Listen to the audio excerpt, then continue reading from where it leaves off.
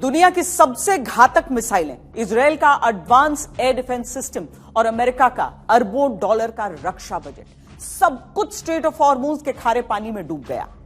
जिस अमेरिका और इजराइल को अपनी ताकत पर गुमान था, आज ईरान के एक मास्टर स्ट्रोक ने उन्हें घुटनों पर ला दिया। हॉर्मुज की चाबी क्या घूमी, दुनिया की रगों में दौड़ता तेल थम गया और ग्लोबल इकोनॉमी का दम निकलने लगा। आज बात हॉर्मुज के उस दलदल की जिसमें सुपर पावर नाक तक डूब गया। जो अमेरिकी राष्ट्रपति ट्रंप सीज फायर से पहले ईरान को पाषाण युग में भेजने वाले थे, वो अचानक शांति वार्ता के लिए तैयार कैसे हो गए? क्या हुआ कि 8 अप्रैल को महाविनाश वाला अटैक स्थगित कर दिया? क्यों अमेरिकी राष्ट्रपति ट्रंप ने रोक दिया लास्ट मोमेंट पर हमला? दरअसल महीने से ऊपर चली ये जंग हथियारों की नहीं, बल्कि भूख और प्यास की बन चुकी थी।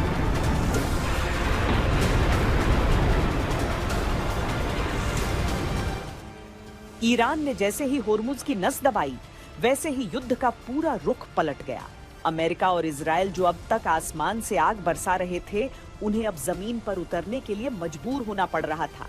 रिजीम चेंज होता दिख नहीं रहा था, लेकिन जमीन पर मौत का जाल बिछा था।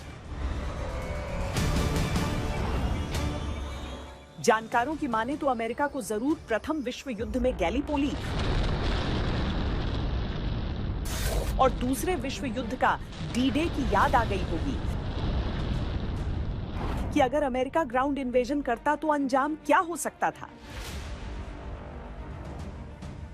फर्स्ट वर्ल्ड वॉर हो या सेकेंड वर्ल्ड वॉर हो, जब भी हम बूट्स ऑन ग्राउंड रखने की कोशिश करते हैं तो अमूमन आप देखेंगे कि हमेशा बहुत ज़बरदस्त नुकसान होगा, इसमें कोई शक नहीं। स्टेट ऑफ होर्मुज को अगर हम देखेंगे कि स्टेट ऑफ होर्मुज को जिस प्रकार से वेपनाइज किया है ईरान ने, जिस प्रकार से उसकी भौगोलिक स्थिति है, जिस प्रकार से वो माउंटेन रेंज चलता है, अमेरिका को वहाँ पे अगर बूट्स ऑन ग्राउंड रखते हैं तो बहुत भारी नुकसान उठाना पड़ेगा। जैसे कि हमने देखा कि नॉर्मेंडी में देखा और फर्स्ट वर्ल्ड वॉर में भी देखा हमने। तो ये जो है बूट्स ऑन ग्राउंड, अगर आपको विक्ट्री चाहिए, आपको विजय चाहिए, तो आपको बूट्स ऑन ग्राउंड रखने पड़ेंगे। अगर आपको बूट्स ऑन ग्राउंड रखने हैं तो आप देखेंगे कि स्टेट ऑफ होर्मुज पे या ईरान पे बहुत भारी नुकसान होगा। तो ये बहुत ज़रूरी है कि अमेरिका को सोचना होगा कि क्या वो बूट्स ऑन ग्राउंड रखना चाहता है या फिर किसी प्रकार से इस युद्ध को समाप्त करना चाहता है।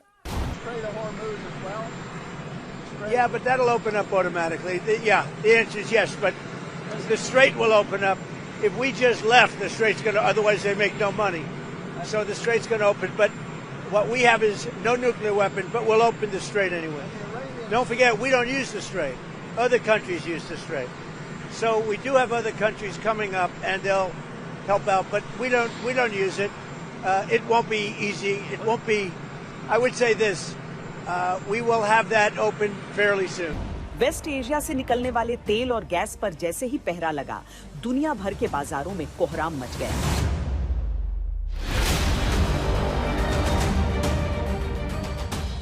गाड़ियों के पहिए थमने लगे और रसोई से गैस गायब होने लगी। महंगाई का पारा दिन दोगुनी और रात चौगुनी स्पीड से बढ़ने लगा।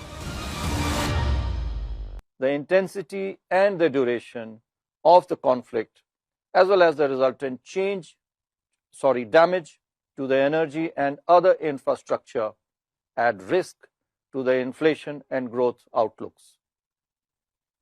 However, the fundamentals of the Indian economy are on a stronger footing, providing it with greater resilience to withstand shocks now than in the past. It also noted that the economy is confronted with a supply shock. It felt, therefore, prudent to wait and watch.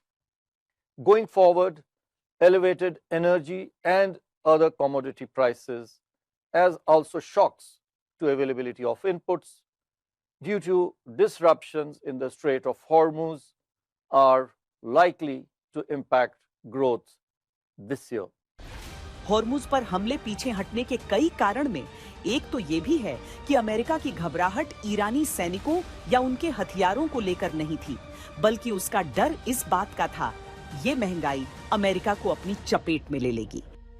America के पास कई challenges हैं, जिसमें कि सैनिकों की जान, casualties का तो खतरा था, लेकिन इस युद्ध में उनको सैनिकों की जान का नुकसान ज्यादा नहीं हुआ, तकरीबन 13 से 15 सैनिकों की जान गई है और तकरीबन 550 के लगभग सैनिक घायल हुए थे, जिनमें से कोई माइनर इंजरी थे, 250-300 वापस भी आ गए, तो वो एक बहुत बड़ी फिगर नहीं है। लेकिन जो सबसे ज्यादा जो इनके ऊपर एक प्रेशर अंदर से पड़ रहा था वो था महंगाई का। पूरे देश के अंदर विरोध हो रहा था युद्ध का, जिसका परसेंटेज बढ़ता जा रहा था और लोग महंगाई से जूझ रहे थे। जो आम आदमी अमेरिका का है, जो नौकरी पेशा है, वो जब देख रहा था कि तेल की कीमत $4 पर बैरल हो गई है, पर गैलन हो गई है, साथ साथ में जो बाकी गैस की कीमत बढ़ गई है, बाकी महंगा आम जरूरत की चीजों की कीमत बढ़ गई है, तो उसका असर पड़ रहा था और अमेरिका में विरोध बढ़ता जा रहा था। और वही हुआ जिसका डर था। जनता सड़कों पर उतर आई। नो किंग के बैनरों के तले रैलियां निकाली जाने लगी। अमेरिकी जनता नो टू वॉर के नारे लगाने लगी।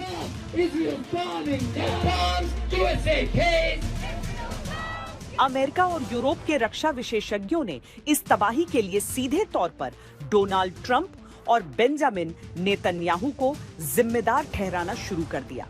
ये वो मोड था जहां अमेरिका का वॉर मोड अचानक सर्वाइवल मोड में बदल गया। हॉर्मुज के दलदल में फंसे अमेरिकी जहाजों और डूबती साख को बचाने के लिए ट्रंप ने आखिरी दांव चला। पहले धमकियों को बातचीत के हथियार की तरह इस्तेमाल किया, लेकिन जब नाकामी हाथ लगी तो पाकिस्तान को मध्यस्थ बनाकर ईरान के पास भेजा गया। हालांकि अमेरिका का दावा है कि ईरान बातचीत के लिए पाकिस्तान के जरिए अमेरिका तक पहुंचा।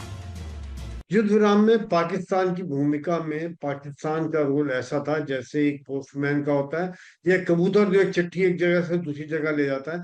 वो अपना बयान बखानबाजी खुद करते रहे कि हम तो मेडिएशन कर रहे हैं, आज पूरी दुनिया हमारी बात सुन रही है, लेकिन अल्टीमेटली उनका रोल इससे ज्यादा नहीं था। देखिए, कभी भी मध्यस्थता के लिए अगर जरूरत पड़ती है तो एक किसी देश की क्रेडिबिलिटी होनी चाहिए, उनकी बात दोनों देश सुनना चाहिए और उनकी एक साख होनी चाहिए।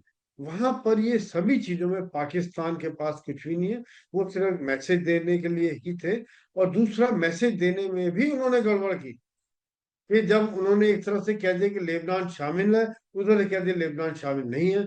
आज देखेंगे यह पूरा सीज फायर ही खटाई में पड़ा हुआ है। अगर आप ऐसे देश को, जिसकी एक बुद्धि इतनी भ्रष्ट है, उसको इस तरह का काम देते हैं, तो फिर इतने बड़े काम में एक रोड़ा अटक सकता है। लेकिन सबसे बड़ा सच ये है कि आज अमेरिका बातचीत की मेज पर आने को मजबूर हुआ, तो उसकी वजह यह है कि स्ट्रेट ऑफ हॉर्मुज की चाबी आज भी ईरान के पास है। तो क्या ये मान लिया जाए कि आधुनिक युद्ध अब मिसाइलों से नहीं बल्कि इकोनॉमिक नाकेबंदी से जीते जा रहे हैं? ट्रंप भले ही इसे रणनीतिक कदम कहें, लेकिन सच ये है कि हॉर्मुज के पानी ने सुपर पावर की सारी तपिश को ठंडा कर दिया है।